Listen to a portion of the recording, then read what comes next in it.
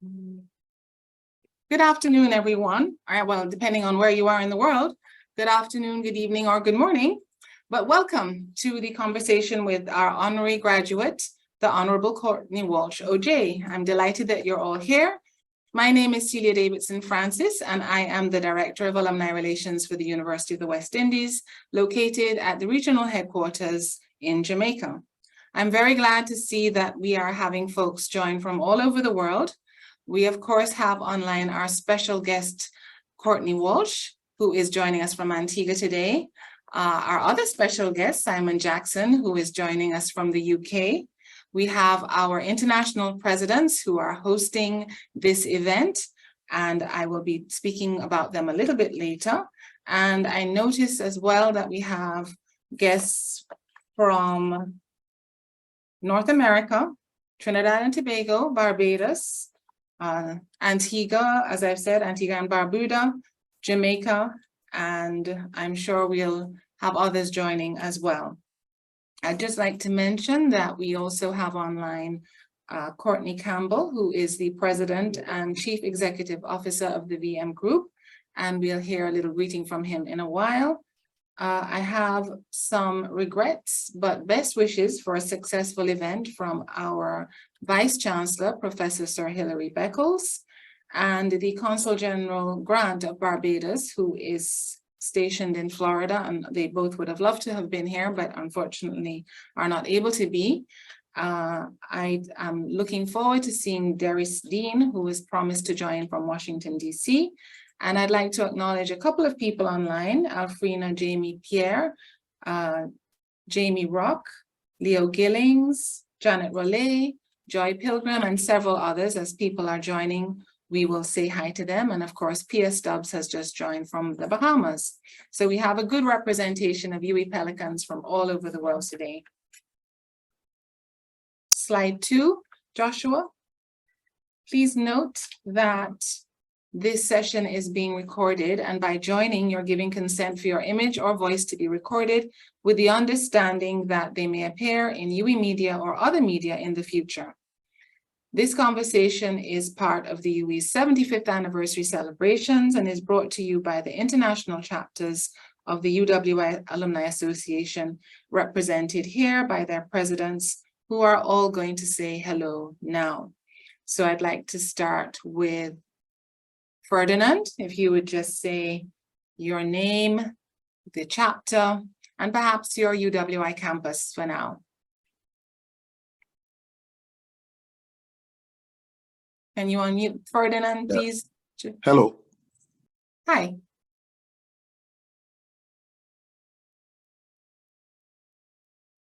We're not hearing Ferdinand. Can you hear me now? Yes, we can. Go ahead. Hello, my name is Ferdinand Fortune. I am the president of the UWIAA Alumni Association in Toronto. And welcome, everybody. And Courtney, it's great to see you again. I haven't seen you for a long, long time, and you would not remember me. But this is a great occasion and where we can discuss cricket. In fact, I was watching the cricket test match in Trinidad and listening to your comments, Courtney. So thank you. Thank you. Thank you. Okay, now over to Rika in the UK. Thank you so much, Celia. I am Dr. Rika Kelly. I represent the UWIAA in the United Kingdom. I went to the University of the West Indies, Mona campus. So those who are from Mona, yes. And I just acknowledge all the honorable guests here and also those who are staff, students, and everyone. Thank you so much, Celia. You're welcome. Over to you, Gerald.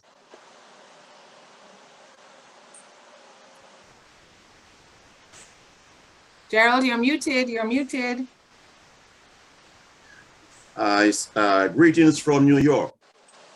I am Gerald White Davis, and I would like to say that I'm a very, very, very proud graduate of the University of the West Indies Mona campus and president of the University of West Indies alumni in New York. Welcome to all. Wonderful. On what campus did you attend, Gerald? Mona campus. Mona campus. Okay, great. Over to you now, Diana Turnbull, Florida.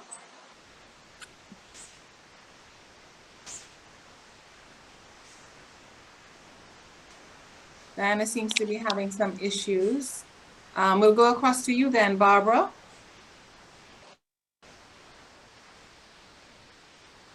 Hello, can you hear me?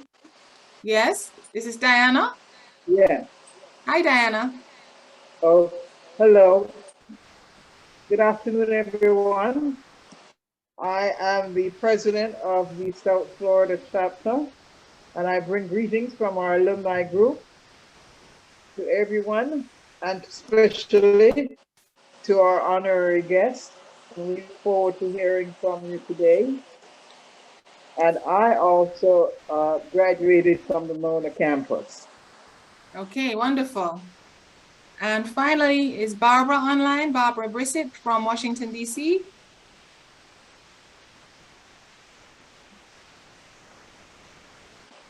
I'm not hearing Barbara, so we'll come back and maybe get some greetings from Barbara in a little bit. Okay. I'm really happy now to invite Rika, Dr. Rika Kelly, our UWIAA president, to give a short introduction to our guest speakers this afternoon. Over to you, Rika. Thank you, Celia. I honor the spirit of grace that is present in this place. I also would like to recognize the presence of all those of honorable mention, including all guests of honor, the Honorable Courtney Walsh, OJ, also Mr. Simon Jackson as well, Celia Davidson Francis, Mr. Courtney Campbell, as well as all my UWIAA international colleagues, Dr. Gerald White Davis, Barbara Brissett, Diana Turnbull, and Ferdinand Fortune, all those who are students as well, staff, alumni, and just friends of the UWI. At this juncture, I'm tasked to introduce the interviewee and interviewer that will engage in a robust discourse. And so I just go right ahead. The honorable gentleman is a familiar face. He is known by close family and friends as Cuddy. And this honorable graduate of the UWI is a well-known Jamaican cricketer who was also conferred with the Order of Jamaica by the Jamaican government and is therefore known as the Honorable Courtney Walsh, OJ, and is addressed accordingly. He is the first bowler to attain more than 500 test wickets, and in 2010, he was inducted into the International Cricket Council's Hall of Fame.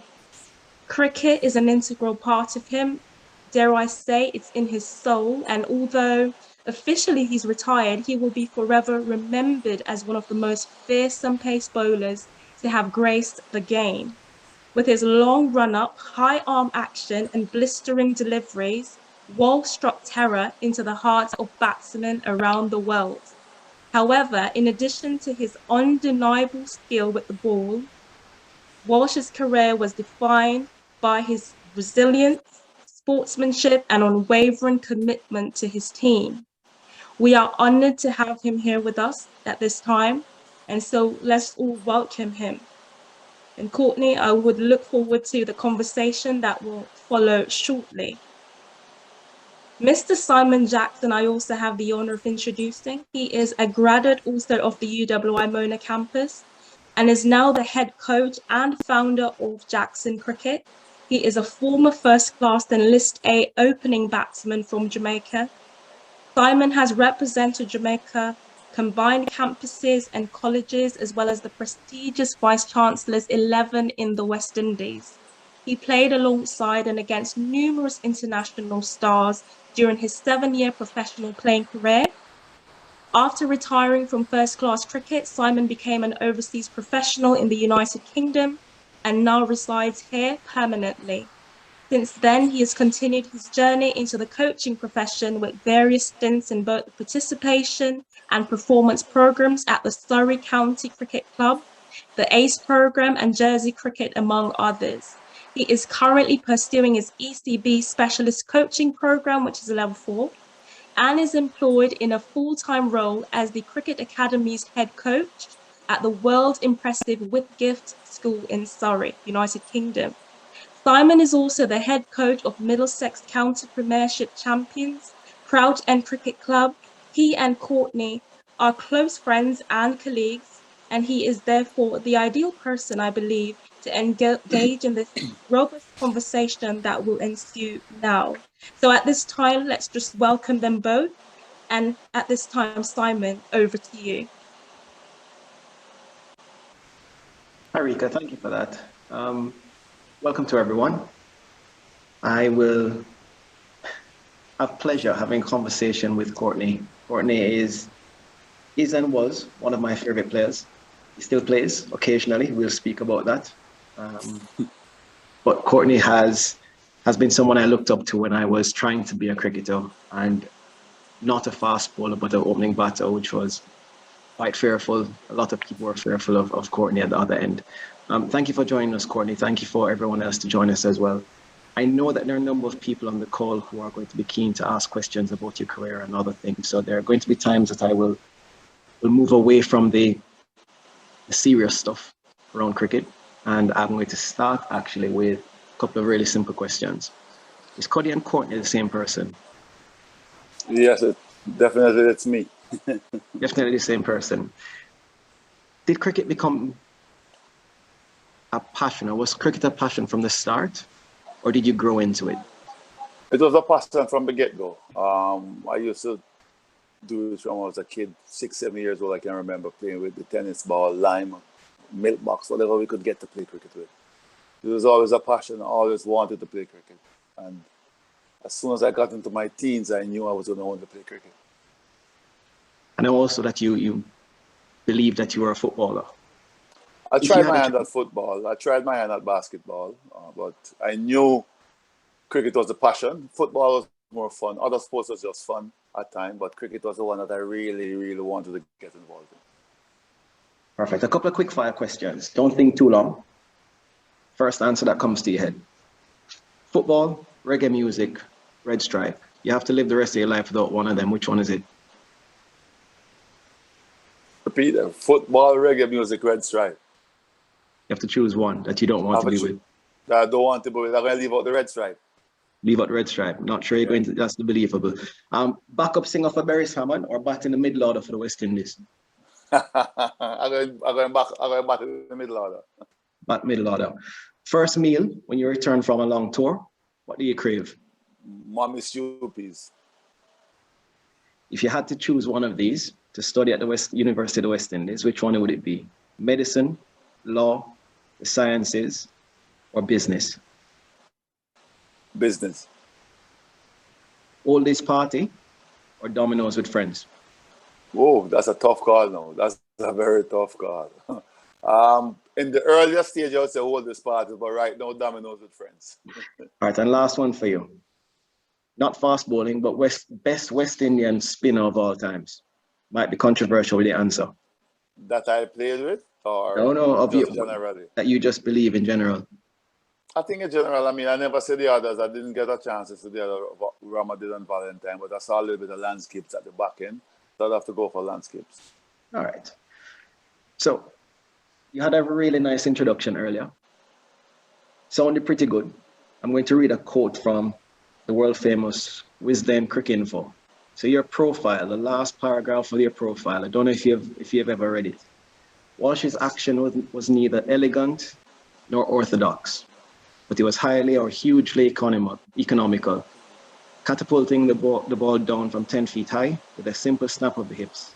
An old-fashioned specialist, his comic incompetence with the bat earned him a test record of 43 ducks. If you could rewrite that and change anything, would you, or would you keep it as is?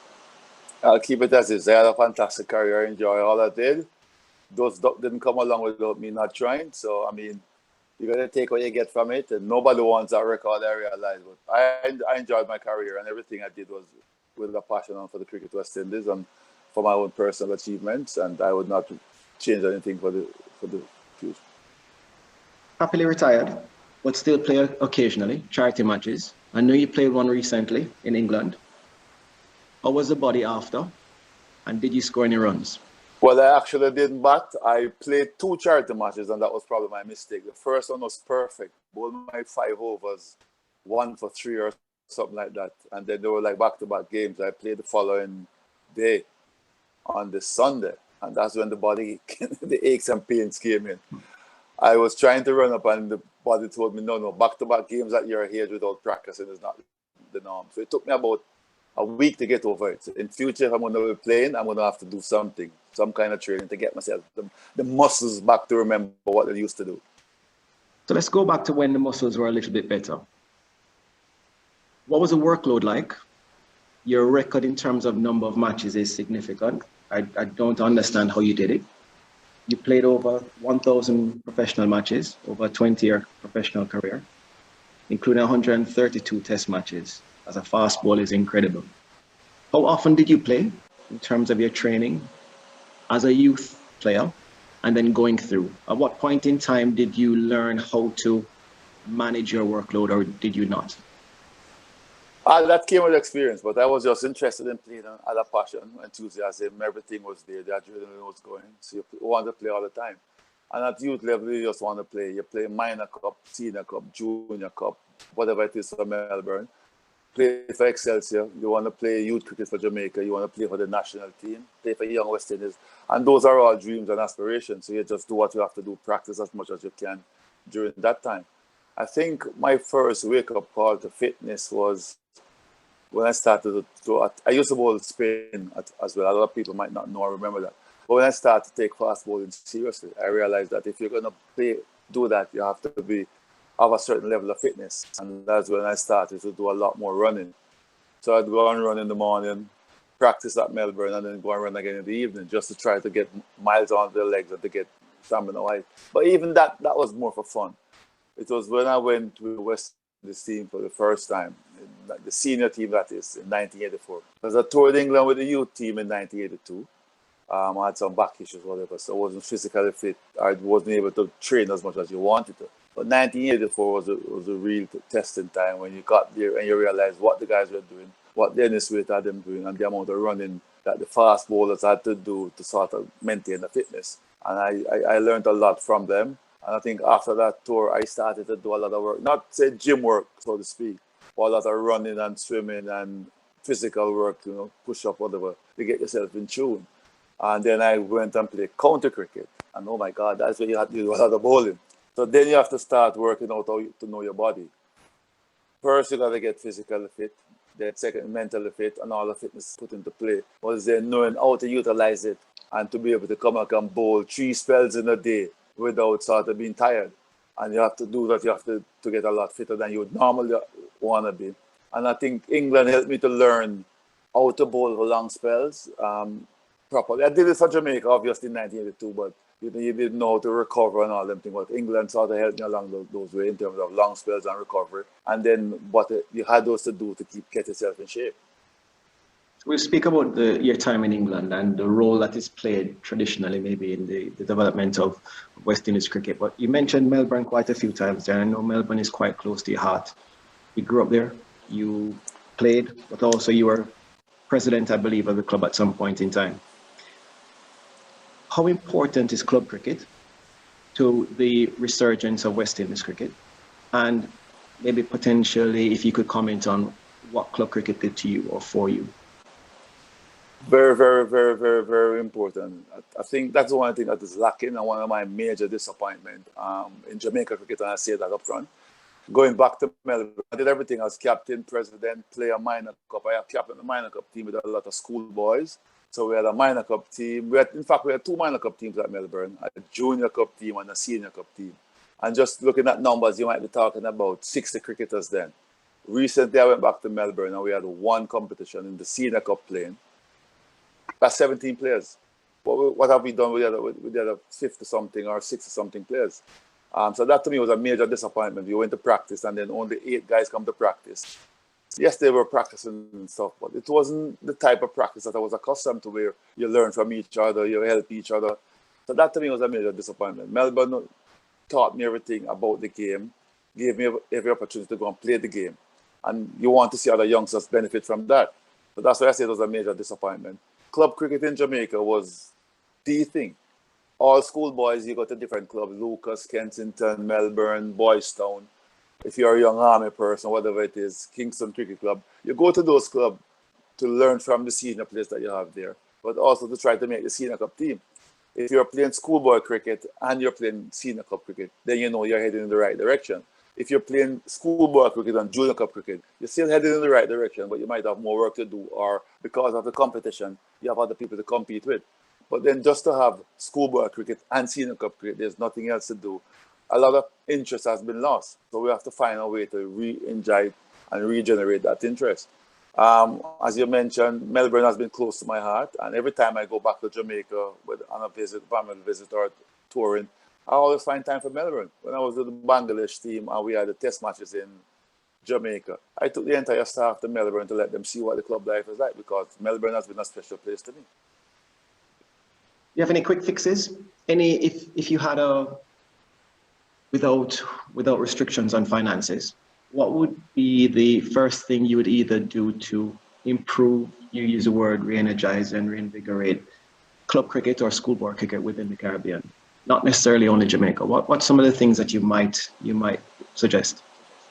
Have more cricket played in the schools. I'm in Antigua quite a lot because when I was working with UWIAA, I was able to move around. I don't see enough cricket played on the island here as well, similar to what used to happen in Jamaica. We have to try to get that community sports back into it, get the youths back out playing, have the school cricket. Yes, we have competitive school cricket being played in Jamaica by various schools, but I don't know if they're doing it in the classroom, like in inter-sports. Sports day, you have that cricket match as part of the rivalry.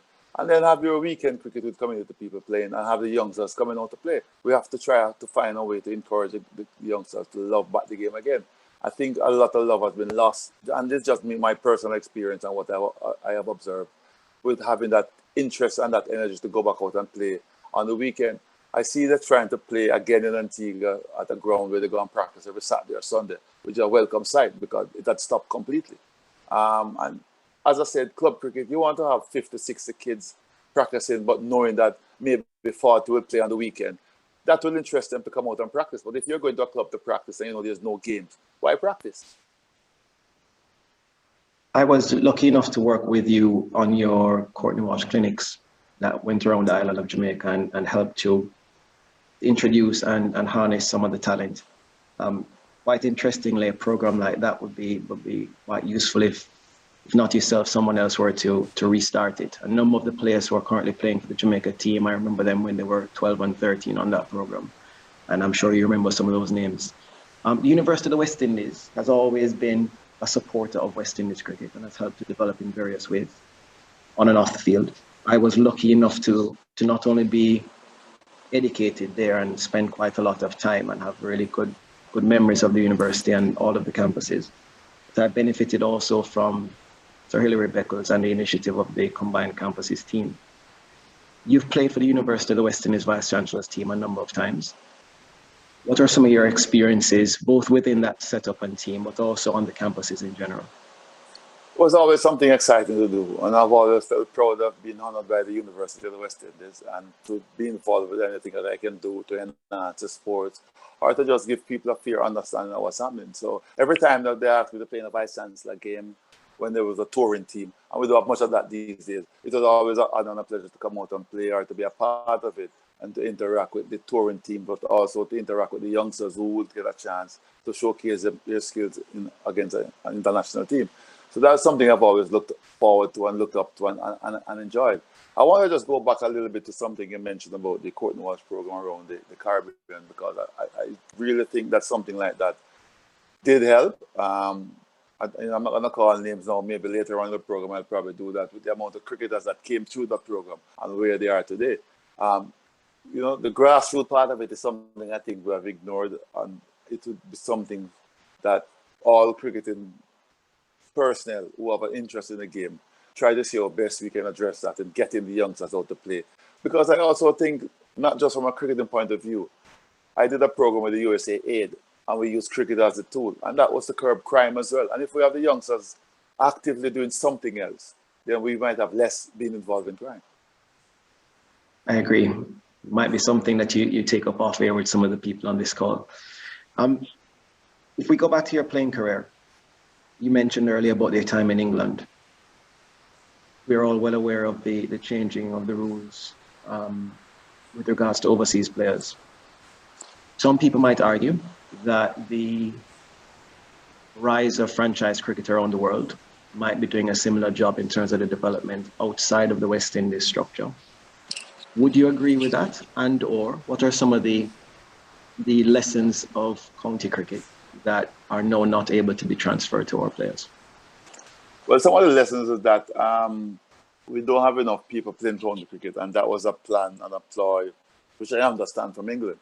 We were beating them left, right, and centre, and they wanted to get back at us. So they said the less West Indian play county cricket will give them the best chance, and that has proven to be the case, because ever since they did that, then they started to get closer and closer to us, and now they're ahead of us. You know, they dominate us when they play most of the time, and they've had more success against us than we used to have against them.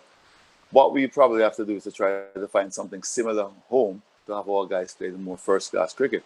But obviously, if anyone was to say that they don't learn anything when you're playing county cricket in England, I could not agree with that, because to me, it's always a place to go and learn your cricket. Different conditions, a lot of stuff happening, and you get a good basic and a good understanding of the game itself.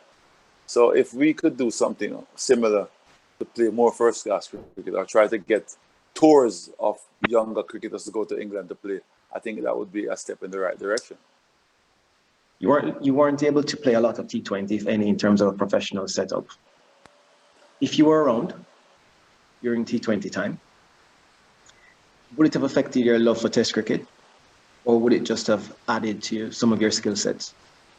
It would have added to my skill set. I mean, Test cricket was the ultimate for me. I had a special love for it, but I love cricket in general, so I would want to play all facets and aspects of the game. T20 was around after I left. I would have loved for it to be around to test my skill set to play. It's only 4 overs. Let's see the best 4 overs you can do. And I was it as a challenge. But I would tell you, I love the game because it was probably more batsman friendly, more batsman oriented, because the spectators wanted to see boundary. But as a challenge from a fast bowler, if you can sort of null some of the batsman tactics and exploit, then you could come out being a winner. But the love out for cricket, I would have wanted to play all part of it. A couple of questions around your friend, Sir Curtly Ambrose. He partnered you for majority of your playing career, at least for the West Indies. If you had to replace him with one of the current West Indian fast bowlers, and let's say when I say current, within the last 5-10 years, who do you think you've worked well with from a playing perspective on the field? Who would have assisted Courtney Walsh? Linwall Ambrose, not Curtly, but Linwall Ambrose. That's a tough one. Who would have partnered with you? I think, Ian Bishop have played a little bit with him, but you're talking about current, maybe someone like a Kimar Roach would have had a good understanding, but someone who I would have loved to have played with, because I think I would be very hard on him and get him to improve and do stuff differently, was Alzari Joseph. I think he's got good prospect, good potential, needs some guidance, but he's someone I think that has a bright future, but just need to work out what needs to be done and what he has to do. One of the many things you've done since retiring, apart from being a businessman, a commentator, everything, has been your coaching. You've done quite a lot of it now. You've recently transitioned out of a role with the West Indies women's team, senior team. What are some of the young players in the Caribbean that we can look out for? Exciting young players, whether bowlers or batters? Well, just to correct you, I'm no longer with the women's team, but I was with them for 2 seasons. Some of the young batters that we can look out for, there's a Zadia James, a Trishan Holder from Barbados, the Jama Joseph from Trinidad. I saw a soul recently from Trinidad who's an open batter. She looks very good. She will improve. There's a number of other young ones I've seen. Monasar from Guyana is a good all-rounder, but she can bat as well. Most of these names I've called, they just played in the under-19 tournament in the World Cup, because I went to watch them in Trinidad last year before they went to the World Cup. And I'm telling you what, the prospect with the youngsters are very, very bright, very, very good to see. And I'm going to be honest, I've seen more potential with them than with some of the senior players that we had, or some of the senior players who were playing in this regional senior tournament. So if I was to do anything, I would want to invest in those youngsters and get them into regular camps to improve the game. So you're quite confident of the future within the young women's game? Yeah, I'm quite confident with that once the writing is done. Basically that information was passed on to the IR authorities that this is where we have to look for the future. I think they've continued that with selecting quite a few of them for the last tour against Ireland. It was very pleasing to see. And we just need to get them into camps, have them into camps, not just a one-off camps, but into regular camp. Schedule 2 or 3 camps for these youngsters and help them to improve on the game and keep working on the game. I know the West Indies board have tried really hard within the last few years to professionalize the women's game. So I'm quite happy that you're saying that there's some young talent to go along with that investment. In terms of your coaching, you've worked on both sides in terms of men's and women's cricket. You've worked around the world in various capacities. What have you learned through your coaching journey? Some of the biggest lessons you've learned? You're always learning when in this game of cricket, whether you're coaching or playing. And some of the lessons that you'll learn is to be patient with the persons you're coaching. Don't expect them to be like you, because not everyone is going to be like that. And don't take it for granted that because you play the game, you think you know it all. So some lessons that are just basics, genuine lessons. But one of the most thing is that the best thing for me is that to understand the pupil you're working with and to try to facilitate to them as best as you can to help them to improve the game. It's about the persons you're coaching and not about you.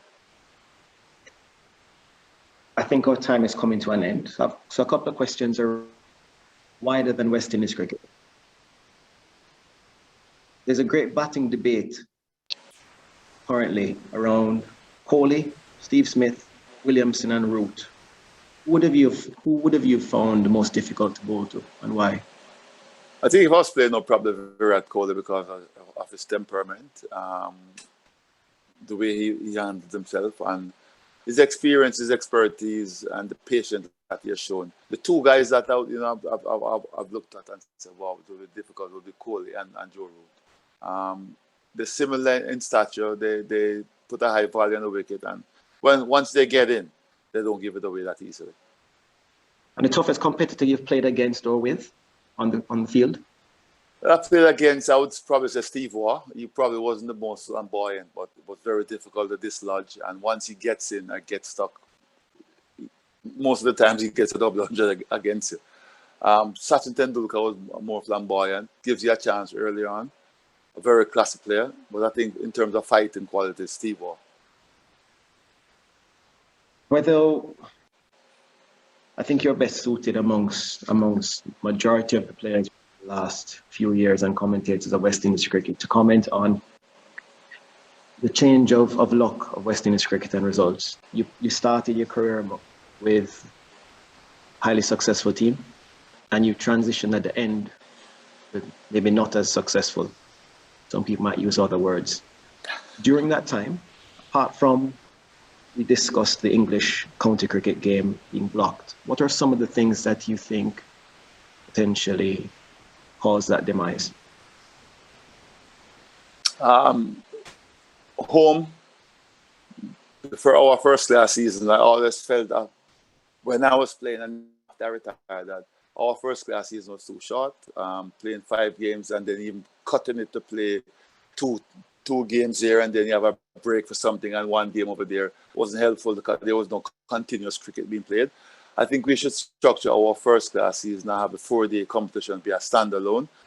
Every territory play each other twice, and if they want to try and bring in a team from overseas like they did when they bring the England A team or the India A team, I have no issues with that. But it must be continuous cricket being played, plan accordingly. The coaches can know how to work, the players know what to expect. And then even if there's test cricket played in the region, when that season finishes, and then you look towards the ODI, you can structure that separately and structure your T20 separately. Don't have everything open where as if you're trying to rush through the tournament.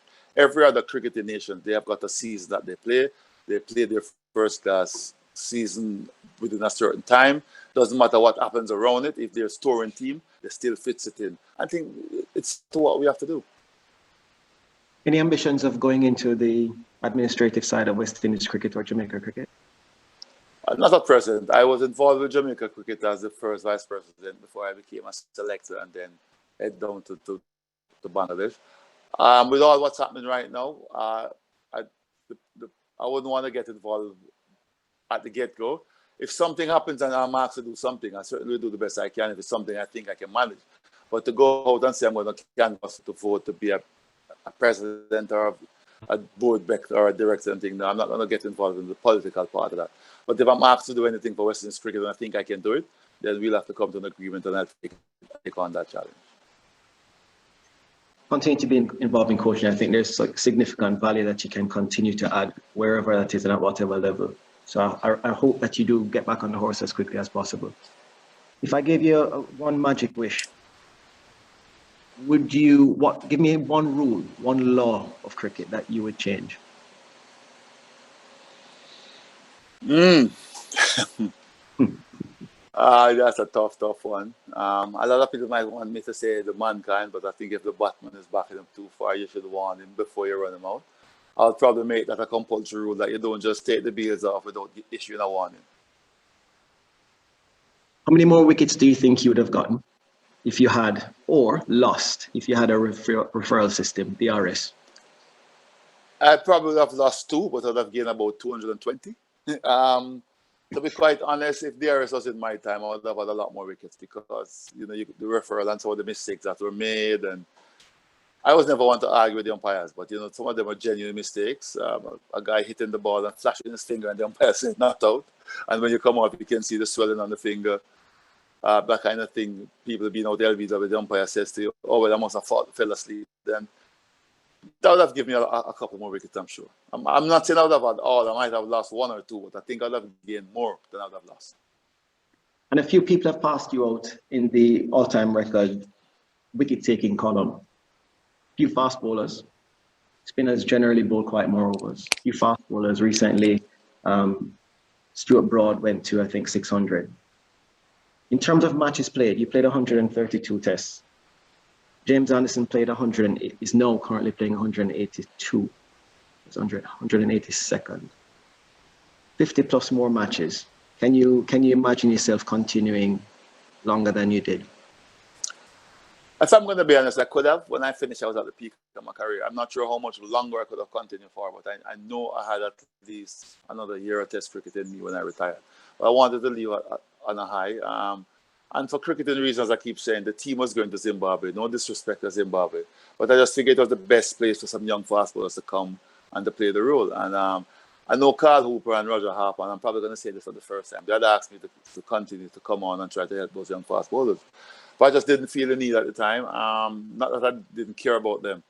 But there's a lot of stuff happening, and for selection purposes, I mean, and I'll say it on this program, I went to Guyana where they selected 7 fast bowlers, and they had me on trial. And I think at my stage and age, if you're not going to communicate with me properly, then it was time for me to go. So when that happened in Guyana, I decided then and there, whether I was playing or not, this was going to be my last series because of the lack of communication that was happening from some of the selectors at the time. Thank you for sharing that. When were you at your best? I think after when I got to about 28, 29, I started knowing my body. I know what I was doing. I know how to go about that. That was a mature fast bowler. I was a youngster when 21, 22, and just trying to knock people's heads off or knock the stumps out of the ground. And you're trying to bowl as quick as you can, even if you haven't got the pace. But I think when I got to 28, 29, the maturity sets in. And I knew exactly what I wanted to do, how to go about doing it, how to set up batsmen, how to make the adjustments on different surfaces. And, you know, you learn those by playing in different conditions and by just playing consistently.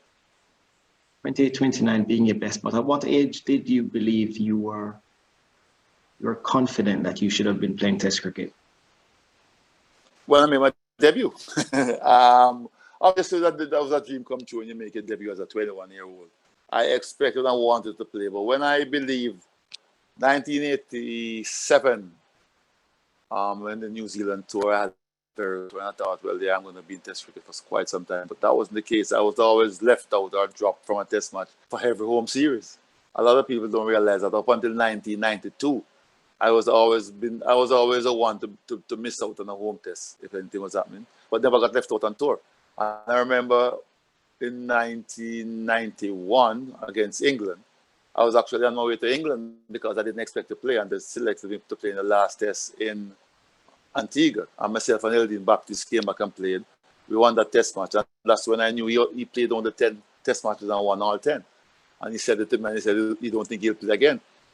And in 1992, I was playing one-day cricket, and then I got selected in the squad to play against South Africa.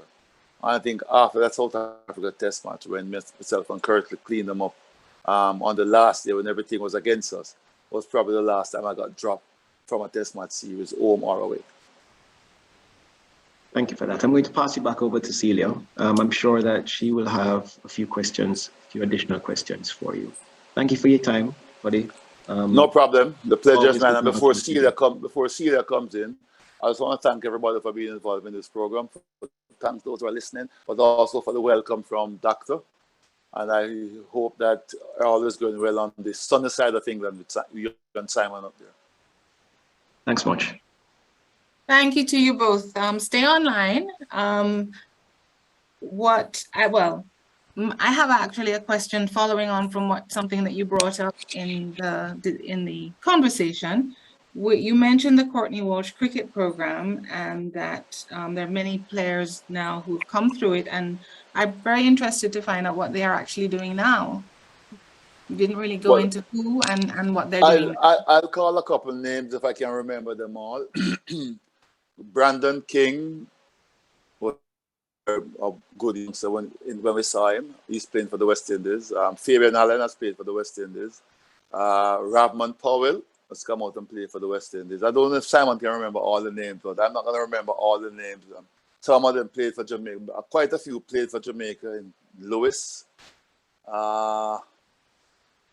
There's a couple more names out there that have slipped me at this point in time, but there's a number of them played for the West Indies. And I remember myself, and someone was looking at it, because Ravman Powell was the one who came to me when he was playing for Jamaica Talawa in St. Kitts and says, Coach, I remember where it all started, with your under 15 programs. That because we took that program to the rural, to all of Jamaica. We went to all 14 parishes. Myself and Robert Samuels, we had Simon with us. We had a number of coaches that we used, Junior Bennett and various people, depending on where we're going, Cleveland, Davidson. It was a well-organized and well-run program, and we did find quite a lot of talent. And to me, that was probably one of the best things that did happen at the time to Jamaica cricket.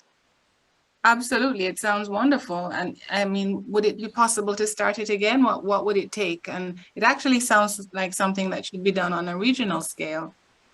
It's something that I had recommended to be done on a regional scale. We were saying that if it was good to go around the region to do it. And I'll call his name. The gentleman who was very helpful with us at the time was Brian George at Supreme Ventures. They were our main sponsors. And it happened on a flight coming back from Trinidad with him. And he says, what can we do to help cricket in the region? And I says to him, if we can get to the youngsters and have programs for them, it would be a good start. And he said, consider it done. And I thought, I didn't take it fully serious. And then he called me and said, Courtney, what we discussed on the flight, what do we need sponsorship-wise, paying the coaches, getting the cricketers, get the equipment, but send me the budget for it. And we put together the budget for myself and Diane Campbell, put together the budget for the entire tournament. We did a 3-year program first, because I said, it's no point doing it for a year. And it was so successful, he said, let's do another 3 years again. And that's how that program got underway. And we went to everywhere in Jamaica that we could to find the talent, play the cricket, got them to come out with the local coaches, and then we took them from the local coaches and picked the best 30 cricketers we had. Sometimes we had 35, and took them away on another camp with them, like a 1-week camp for them to further the game. Simon was very helpful, and he came in at every time we needed to come to give us an extra pair of hands just to help those youngsters. And he was looking to get his game going at the same time. But that was the nature of what we did. We were helping him to help them, and we were helping them to help themselves as well. Yeah, that's an amazing program. I do hope that somebody's listening and wants to sponsor something like that again. I have a question from David Batts. He says, Courtney, I saw you hit Carlisle's best bat out of his hands in Bridgetown. I will never forget that. Is there a particularly memorable delivery you can tell us about? Well, that was one of them. Getting Craig McDermott out of the last ball in a test match to win that test match, to level the series, and then going on to win the series in Australia in 1992 is a delivery I'll never ever forget. There's a number of deliveries that you bowl that you're happy to get batsman out. But then one of my favorite, I mean, every time I see it, it brings a smile to my face, because something I was practicing, and then it came perfect on that tour, was the slow ball to Graham Top. It's something that you think about, you worked on. But when something fit in just like that, I mean, it was like poetry in motion. I couldn't have asked for a better slow ball. You dreamt about it, you practiced it, and it happened. And so that was another one of my most favorite delivery that to date, every time I see it, it brings a smile to my face. That's great. Okay, I see Gerald White Davis has his hand up. You can unmute and go ahead and ask your question, Gerald. Yes, thank you very much, Celia. I just want to start by saying, Aggie Animal. Aggie Animal for life, man, no problem. Aggie Animal for life. Okay. That's the Excelsior motto of the Howard High School. Okay. Enough respect, Courtney. Thank you for your stalwart and historic contribution to Caribbean cricket and the joy and excitement you have given us over the years. My question is similar to the one that was just asked, and it is, what would you say is your most memorable game and why? My most memorable test match, I would have to say New Zealand. The reason being, I was not only because I was captain, but we made, I think, almost 600 runs in that game, 500 and plenty. And the New Zealand coach said it's going to be a draw because it was a flat wicket. Brian made 100 at the time. Quite a number of people made 100. So Junior Murray made his debut 100. And we were able to beat them with a day and a half, I think, to spare. And I got 13 wickets in that game for like 55 runs. And you know, to win that test match the way we did is a game I would never ever forget. Amazing. Thank you so much. Thanks, Gerald, for that question. I'm going to ask Ferdinand Fortune to give a little comment because he was telling me about a story about cricket. I don't know if you'd like to share that now, Ferdinand. You have to unmute. Can you unmute? Joshua? Yes. Okay, go ahead. Are you hearing you now? We're Yes. hearing you. Can you hear me now? Yes. Can you hear me now? Yes, yes. Okay, so Courtney, I left Jamaica in 1979. I played minor cup cricket, and on May 7th, 1979, we played. I played with the senior common room academicals from the University of the West Indies, minor cup, and we played against you on May 7th, 1979. I remember that very, very well. So you probably would be in your start of your career at that time. And then if I can answer you, you're correct. I played for Melbourne because I was playing sunlight cricket for Excelsior at the same time, and that's what I was alluding to earlier with some people, that as a youngster I would go to Melbourne to practice because I'm getting a minor cup game. Sorry to cut in, but go ahead. Yeah, that's correct. And at the same time, another player in that team is a guy named Hadrian Peter. He lives in Barbados now. He used to lecture on the campus at Mona. But he tells me that his wife, the late Althea Peter, knew you very well. And your mother lived at Hope Pastures. And then she used to visit a lady named Pauline Howell, who you know very well, I think. Does that ring a bell? Did your mom live in Hope Pastures? No, my mom lives in Mona. She still is in Mona. Okay. And Pauline, the names are correct. So maybe got it mixed up with Hope Pastures. Maybe got it mixed up. Sorry, yes. Yeah, and the Pauline Howell is a good friend of the family as well. Correct. Because she told me about Pauline's son named Kwame, and she used to be very close to that family. Okay, thanks a lot then. That's correct. They were all neighbors until they moved.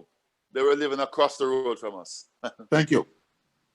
Okay, great. No problem, man. Most welcome. Ferdinand is the president in Toronto, and he's from Dominica originally, but has spent many happy years at Mona.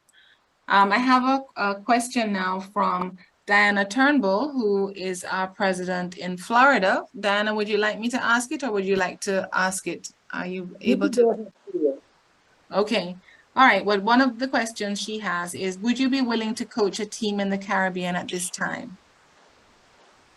Yeah, why not? If everything is good and the opportunity comes up to help anything in the Caribbean and the possibility arrives, yes, I would like to. Okay, great. We have another question coming in. Could you give us your opinion on the role that West Indies cricket played in fostering regional unity, Caribbean unity? It was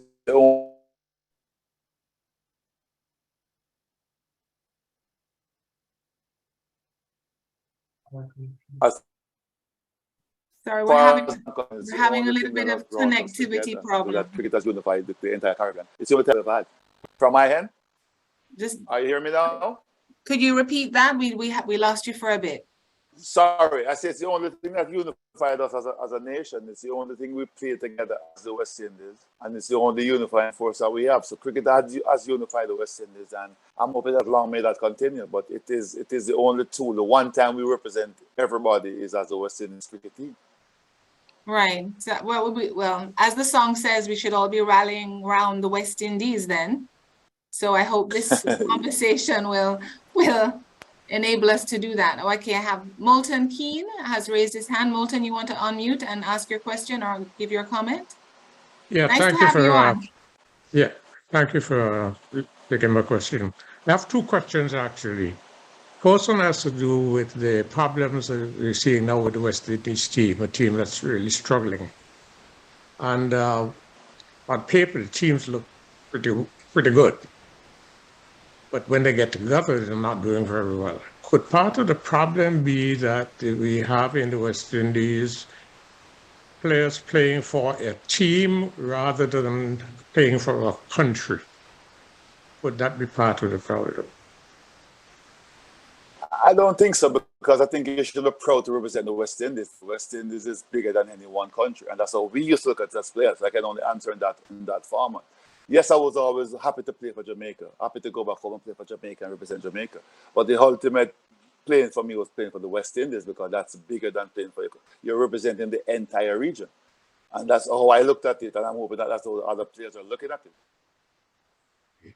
And the second question I have, probably Mr. Jackson probably would be better at answering this. I always have a problem with people with matters taking their guard. I mean, the way I understood this from since I was a small boy growing up playing cricket, the idea of the guard is the batter has an idea where the off stump is. Why are we still going through this archaic method of knowing where the off stump is, right? Why don't they just put 3 marks on the popping crease where the leg, middle, and off stump, and just eliminate that whole crazy process of wasting time? Might also help the umpire deciding on an LBW. I will leave that one to Mr. Jackson. I think it's one of those things where it's, the traditions of the game remain, and I think it's one of those nice traditions. One of the other practical reasons, I suppose, is that over the length of a match, whether it's 1 day or 5, that crease area does become quite used. So the guards do rub away, disappear. From a personal point of view, a number of batters that I've spoken to over the years have said the same thing. It just becomes a part of our routine. We do it many times, and it annoys the umpires. But it's just one of those quirky things that I think will remain. Well, at some time, I mean, the marks are there. Everybody comes and digs it with the shoes, or like how Chandler Paul used to do, take it and split their with the bails. So at some point, all 3 marks are already there. So why continue this whole crazy, stupid process? To me, it's a waste of time. I guess as Simon says, it's part of the tradition. So it's one of those things that will take many years to change. Now we have a question from Alfrina. Alfrina, would you like to unmute and ask your question or give your comment? Yes, thank you so much, Celia. I'm really enjoying this. Okay, this is my question for the Honorable Courtney Walsh, OJ. It's such an honor to be here. What strikes me is your humility. I mean, you are such an accomplished cricketer and you are so humble. I wanted to know what has kept you grounded? Thank you. I think my background upbringing, I have my mom to thank for that, and the people at Melbourne who probably made sure my feet was always on the ground. And I've always felt as if I can always only help people and be helpful to those who help me. I think Excelsior, my high school, has a lot to do with it as well. When I met Mr. Powell and how humble he was against us, he was the founder of the school, but you would never know unless someone told you.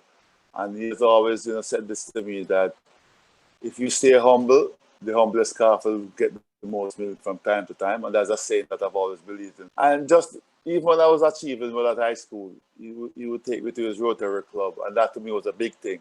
And I guess just trying to help others and being around people was something that I would look forward to. But I think my mom now used to say to me, just ensure that wherever you go, manners is going to carry you through the world. And that's a motto that I skip with and stay with me forever. Thank you. Thank you. I agree. Everybody's mother says that, but you actually took it to heart, so it's important. Okay, I have a question now from the UK, Dr. Rika Kelly.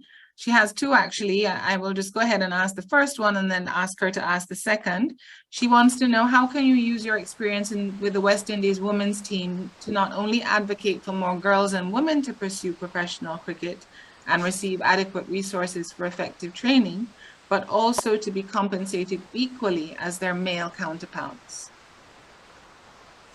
Whatever, I mean, I've tried to do. I was a coach, and I still continue to do so. My love is always since cricket, and there's no two ways about it. Whatever happened has happened in the past. I did the best I thought I could have done. Probably it wasn't good enough in others' eyes, but anything I can do to help West Indies cricket, and more so after spending 2 years with the ladies, you have a passion. You want to see them do well. You want to try to help them to certain heights and achieve certain goals. And anything that I can do to help them financially, I would. As she said, the gain would be both ways, but just to spread the word and to be involved, if it's to be an ambassador of women's cricket or whatever the case might be, just to try to spread that word and the love for it, and to help them coach and having camps, having seminars, whatever I can do to help. If I can, I will.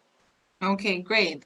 And Rika, are you online now to be able to ask the second question you have?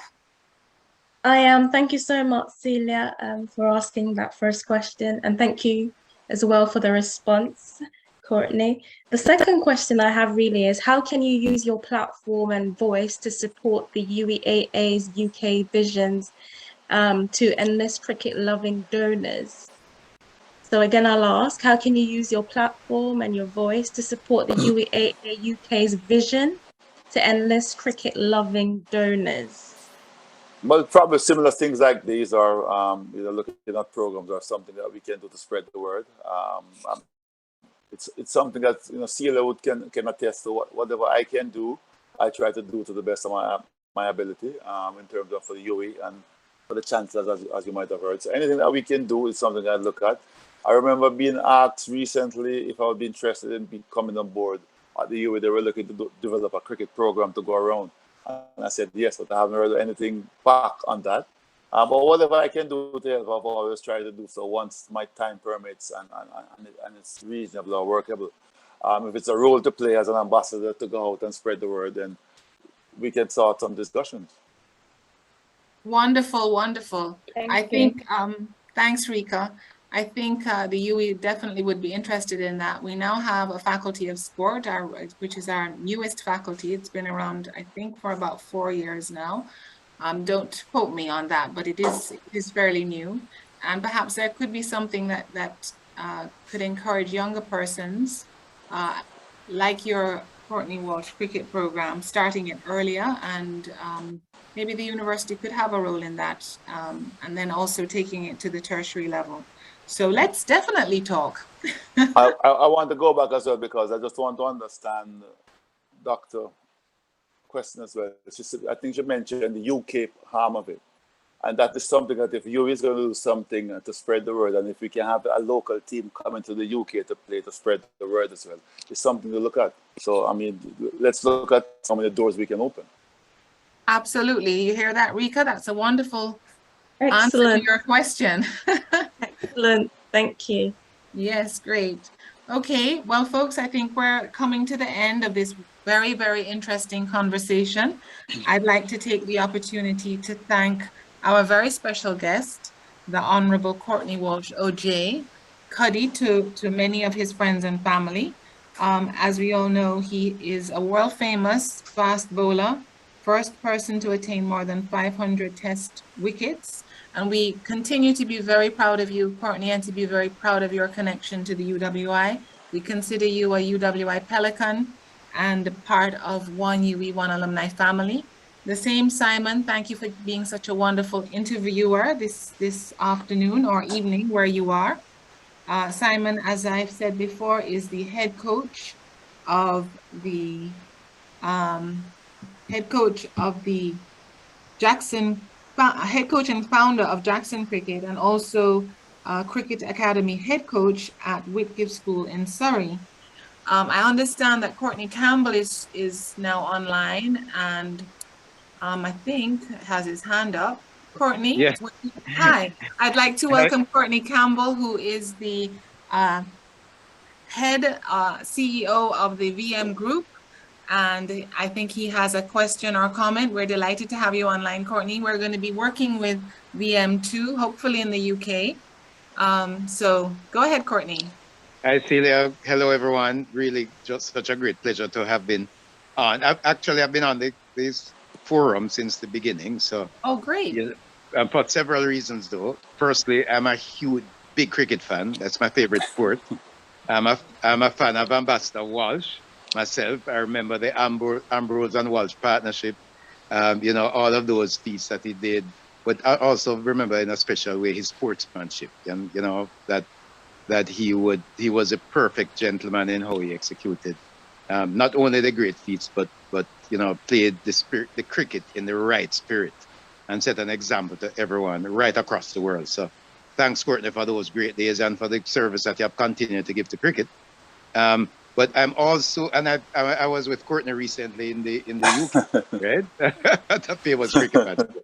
So the other thing though is where I'm really pleased about this forum is that I'm a proud UWIAA graduate. 1984, Mona, Chancellor Hall, for those who are on from Chancellor. I'm really very committed to UWIAA. I married a Sequelite, and my second son did both his bachelor's and master's degree at UWIAA. So we're a UWIAA family. And then third thing is that I'm so happy to see so many UWIAA alumni from all across the world. VM, the company I represent, is really very committed to the diaspora.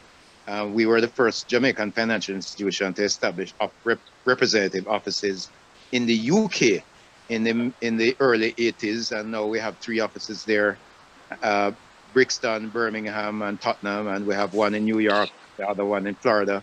So we're very committed to the diaspora and want to continue to help people to invest back home in Jamaica, where they're speaking about a home or just investing on the stock market. We are probably even listing your business if you're a business person operating overseas. So just very happy to see this diaspora link, is what I would call it. So congrats to the UWIAA Alumni Association, to Celia and the international chapter for the work they're doing. I really enjoy this forum, and thanks to Simon for the great questions, and to Ambassador Walsh for just being a great ambassador for the sport and for Jamaica.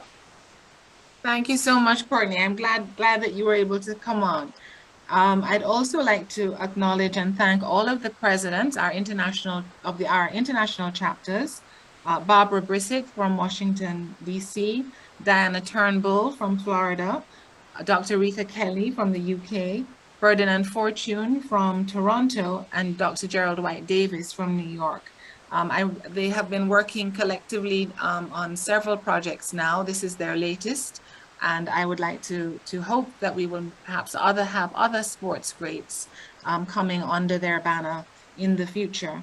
I'd like just as well to thank Joshua Bishop, who is our alumni assistant located in Barbados, and Craig Rooms, who is located here in Jamaica with me, for their technical help and just overall support. I'm somebody who really believes that working in teams is very important, and like to acknowledge everyone who works with me. So thanks again to all of you. This was really a lot of fun. Courtney, thanks for taking time out of your busy schedule.